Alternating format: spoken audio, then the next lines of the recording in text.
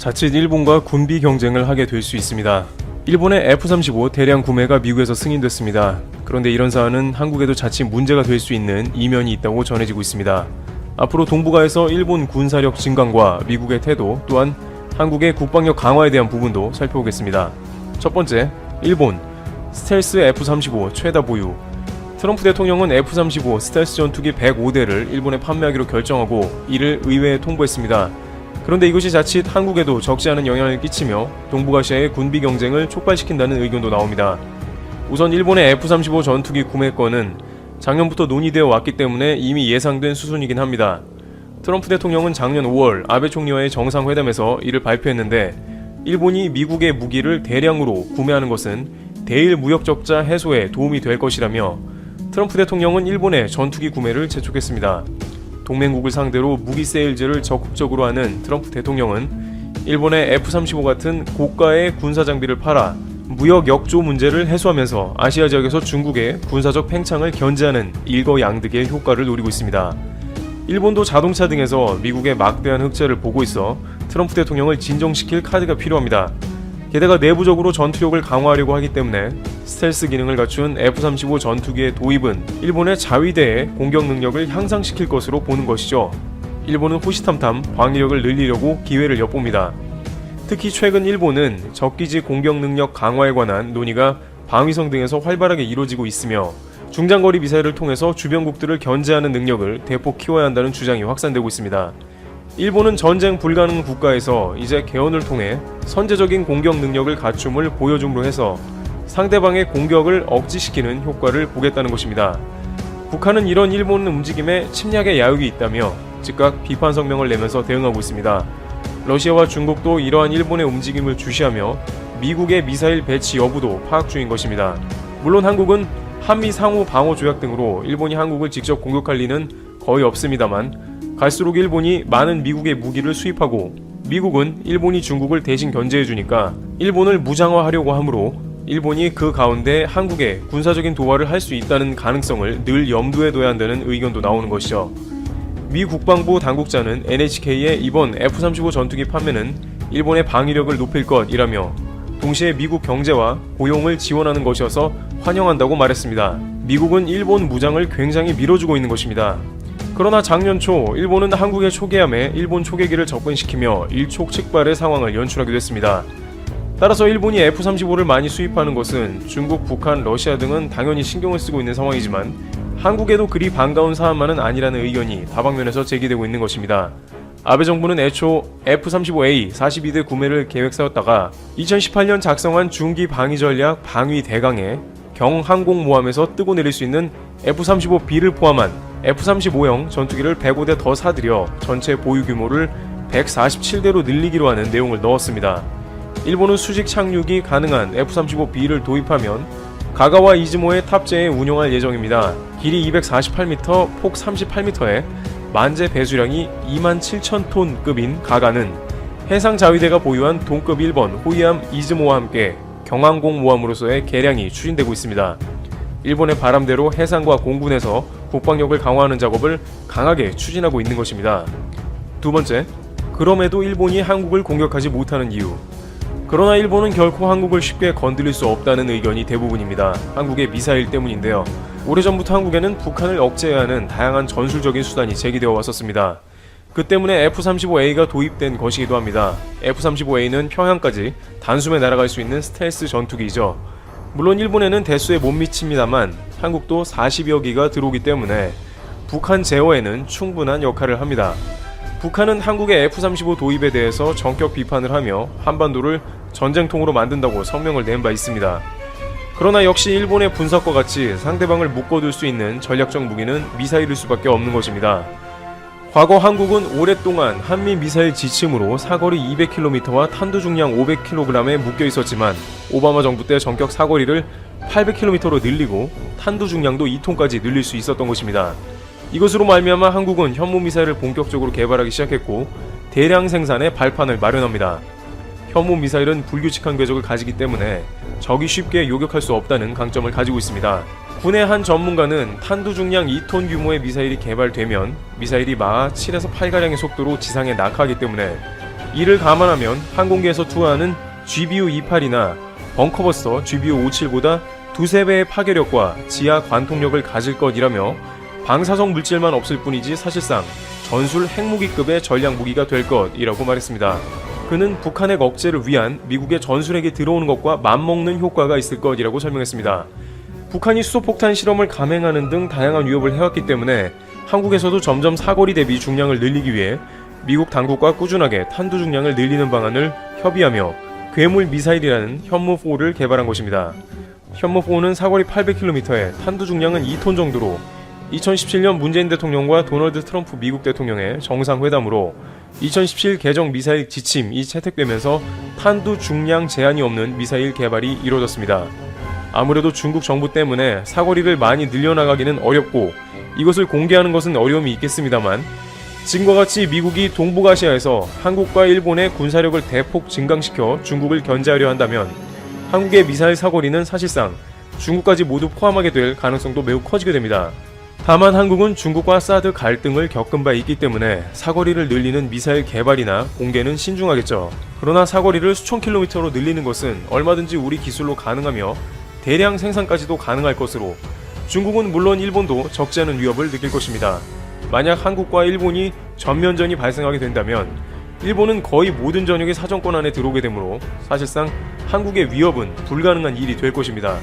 아무리 항모와 전투기를 확보한다고 해도 미사일을 대량으로 확보한 국가에는 쉽게 대응이 불가능한 것으로 한국은 국방비를 최근 북한과의 평화 모드를 추진함에도 불구하고 오히려 매년 지속적으로 늘리고 있는데 이는 현무미사일의 대량 생산에도 적극 반영되어 주변국의 공격력을 억제한다는 방침을 가지고 있습니다. 동북아시아 정세가 점점 더 혼란스러워지고 중국의 위협이 가시화되어 간다면 미사일 협정을 통해서 한국의 사정거리와 탄두 중량은 점점 더 늘어가게 되어 미사일 강국으로 우뚝 서게 되는 계기가 될 것입니다.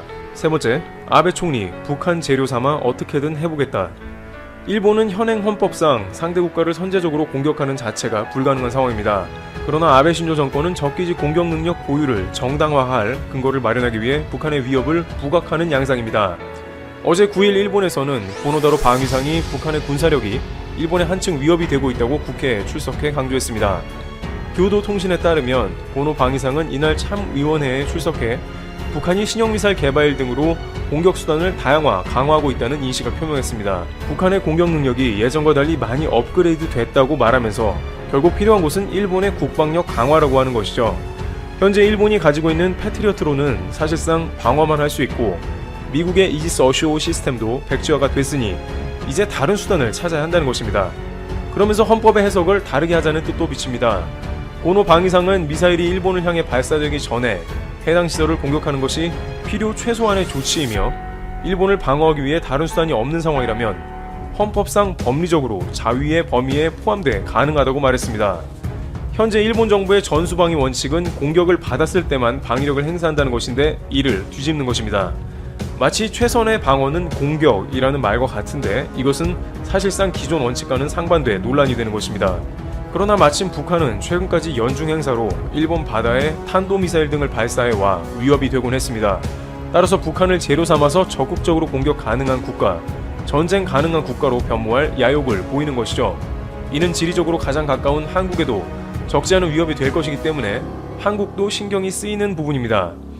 물론 앞서 말한 바와 같이 한국도 국방계획에 따라 미사일 강국으로 발전을 지속하고 있기 때문에 북한은 물론이고 일본을 대항한 억지력은 충분히 마련되어 있다고 할 수 있을 것입니다만 일본의 크고 작은 도발의 준비는 계속해서 진행 중으로 아베 총리는 이제 개헌을 코앞에 두고 있는 시점입니다. 문제는 아베 총리의 임기가 내년이면 끝난다는 것인데 아베 총리는 4연임을 준비한다는 말도 나오고 있습니다.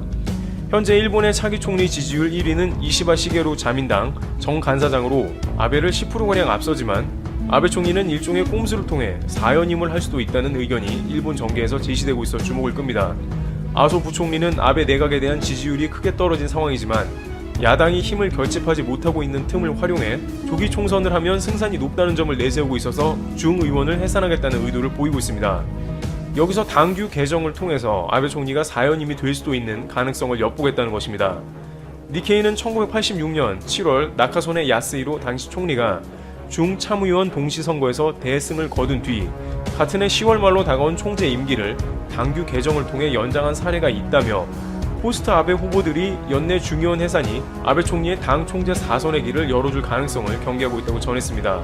그렇게 되면 아베 총리는 개헌을 할 것이고 한국이나 주변국을 위협하는 전쟁 가능한 국가로 갈 수 있습니다. 따라서 한국은 주변국의 위협 때문에 국방력을 최대한 끌어올리는 작업을 진행하고 있습니다. 현무의 사거리와 탄도 중량이 늘어날수록 주변 국가들도 쉽게 한국을 넘볼 수는 없을 것으로 보입니다.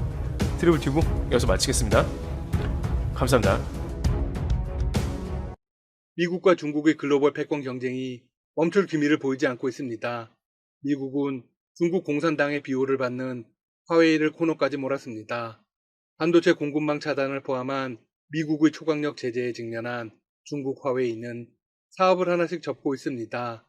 결국 스마트폰 사업에서 큰 비중을 차지하는 중저가 브랜드 아너를 매각하기로 했습니다. 화웨이가 아너 브랜드를 포기하면 더 이상 삼성전자와 글로벌 스마트폰 시장 1위 자리를 놓고 경쟁을 할 수 없게 됩니다. 글로벌 출하량을 기준으로 삼성전자가 시장에서 독주를 하게 됩니다. 화웨이, 샤오미, 애플, 오포, 비보 등이 2위 자리를 놓고 다투는 새로운 구도가 형성될 가능성이 커졌죠. 지난 17일 중국 언론들에 따르면 화웨이는 성명을 통해 아너 사업 부문을 분할해 증신 정보기술에 팔기로 했다고 합니다. 매각 후 화웨이는 아너 지분을 전혀 보유하지 않게 됩니다. 화웨이 측은 매각 금액을 공개하지는 않았습니다.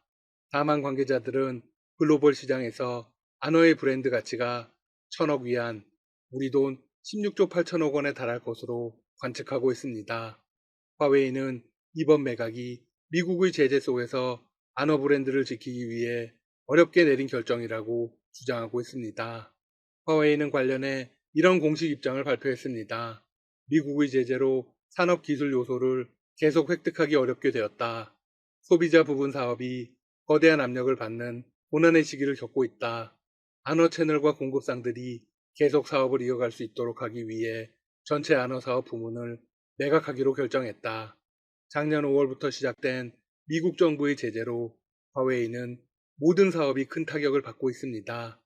이동통신기지국 등 통신장비에서부터 스마트폰 등 소비자 가전에 이르기까지 모든 제품의 생산에 지장을 받고 있습니다.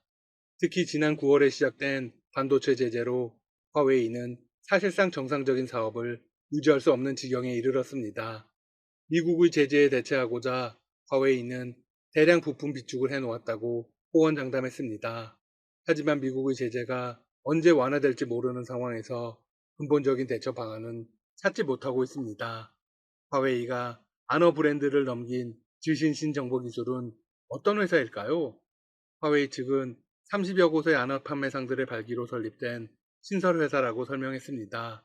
하지만 사실 중국 선전시가 100% 지분을 가진 국영기업 선전시 스마트 도시과학기술발전그룹 소속입니다.